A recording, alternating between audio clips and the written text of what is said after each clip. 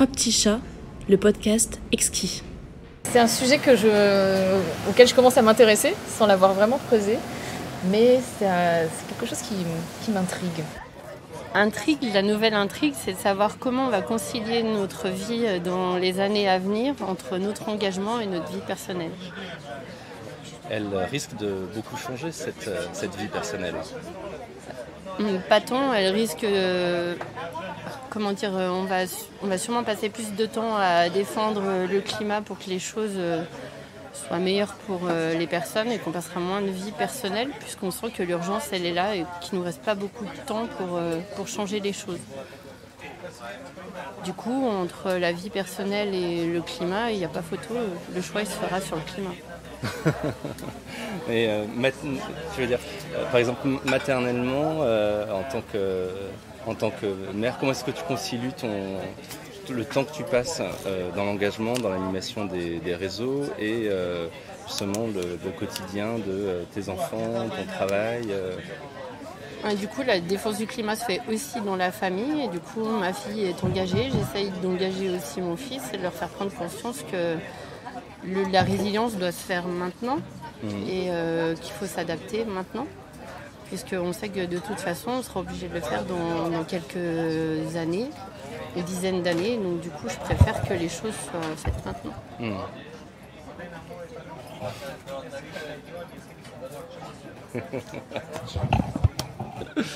Alors justement, l'urgence aujourd'hui, c'est quoi ? L'urgence, c'est de faire prendre conscience en masse aux citoyens qu'il y a un changement et un cap à passer. Et aujourd'hui, on n'a pas touché assez de monde. Et donc du coup, le fait de bouger à la rentrée pour le climat, ça va être un moment qui va être décisif, puisqu'après, il ne restera pas beaucoup de mois pour que les choses changent.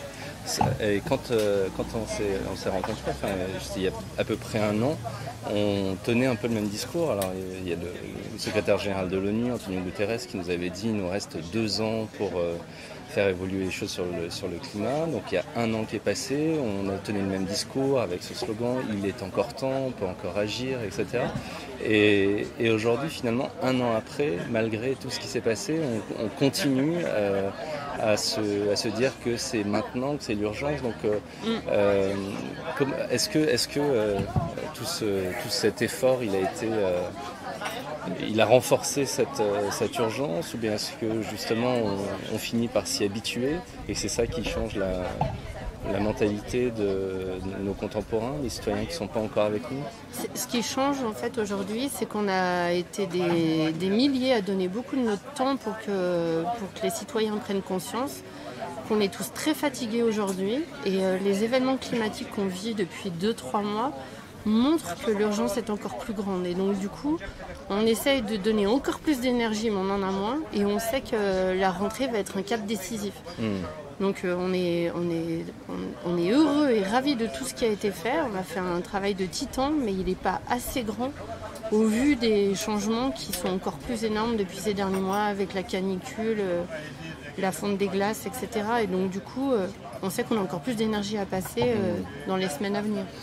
Et est-ce qu'on est prêt à affronter ce choc, ce changement? Parce qu'on veut faire prendre conscience et faire prendre conscience d'un changement. Est-ce qu'on est prêt nous-mêmes à l'accueillir? Pour beaucoup, oui, parce qu'on est envahi d'informations au quotidien sur tout ce qui va arriver et tout ce qu'il y a à faire. Donc on n'a pas de problème pour ça. Le plus important, c'est de toucher encore plus de monde pour que ces personnes arrivent à faire les mêmes démarches que nous. Mais ce qu'on voit, c'est qu'il faut qu'on profite de l'instant présent et qu'on arrive à trouver des moyens qui soient sur notre comportement de consommateur, sur notre comportement de vie vis-à-vis de nos proches, de changer les choses au quotidien pour que rapidement on arrive à plus être dans la même démarche. Et la marche du monde, elle se fait elle se fait avec nous, mais elle se fait de manière comme ça inexorable. Cette notion justement de profiter du temps qu'on a, du temps qu'on a, c'est pas comme si on allait mourir demain, mais cette notion de profiter de sa vie aussi personnelle quand cette démarche, cet engagement prend autant de place, comment Comment on gère ça? Pour les gens qui veulent justement rejoindre ce mouvement, qui se sentent engagés. Peut-être qu'on donne moins de son temps pour le climat, mais on donne plus de force et d'intensité au moment qu'on passe.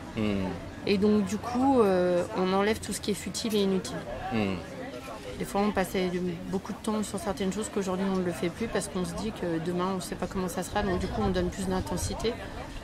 Et même si on donne pas plus de temps à ses proches, le temps qu'on donne, en fait, il est plus fort.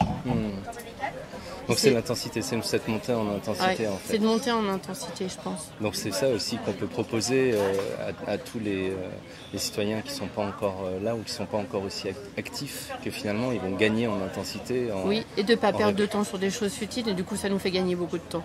Parce que finalement on donnera peut-être moins de temps pour organiser des choses ou mobiliser des gens, on en donnera moins, mais au vu de l'urgence on sera bien plus efficace. Puisque toutes les choses qui sont inutiles, qui sont liées à du rapport humain, où on passe énormément de temps sur ce sujet-là, il faut être aussi plus dans le mode de résilience ou de confiance qui fait qu'on arrive mieux à travailler ensemble et plus rapidement. Miaou.